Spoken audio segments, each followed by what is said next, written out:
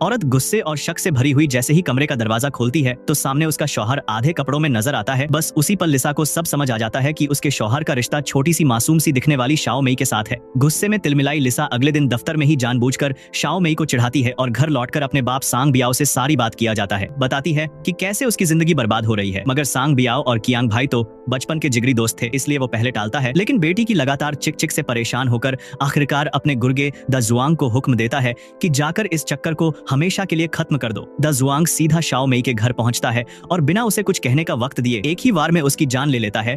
फिर लाश को बोरे में भरकर उसी भट्टी में झोंक देता है जहां सांग बियाओ अक्सर लाशें खत्म करता था। कियांग भाई को पहले कुछ पता नहीं चलता, पर शाओ मई का गिरा हुआ जूता सब राज खोल देता है। सच जानकर उसका खून खौल उठता है और बेटी की मौत का बदला लेने के लिए वो फिर से अपनी पुरानी फौजी वर्दी पहन लेता है। ठंडे दिमाग से वो सांग बियाओ के सामने पहुंचता है और अचानक चाकू घोंप देता है। आवाज़ सुनकर द जुआंग भागता हुआ आता है, लेकिन वो भी उसी पल मौत की नींद सो जाता है। लिसा जब कमरे में दाखिल होती है तो अपने बाप और गुर्गे की लाश देखकर जमीन पर गिर पड़ती है, डर से कांपती हुई। मगर कियांग भाई उसे हाथ तक नहीं लगाता, बस चुपचाप उसके सामने से गुजर जाता है ताकि वो सारी जिंदगी इसी डर और दर्द के साये में जिए। बदला पूरा करने के बाद कियांग भाई अपनी गाड़ी में बैठकर छोटे कस्बे की तरफ लौटता है। रास्ते में उसे एक छोटी बच्ची मिलती है जो अक्सर उसके घर खेलने आती थी। वो उसे प्यार से एक कहानी सुनाता है और फिर सीधा उस भट्टी के पास पहुंचता है जिसमें उसकी बेटी को जलाया गया था। वहीं आखिरी बार उसने हथियार उठाया और खुद भी हमेशा के लिए दुनिया से चला गया अपनी बेटी के साथ।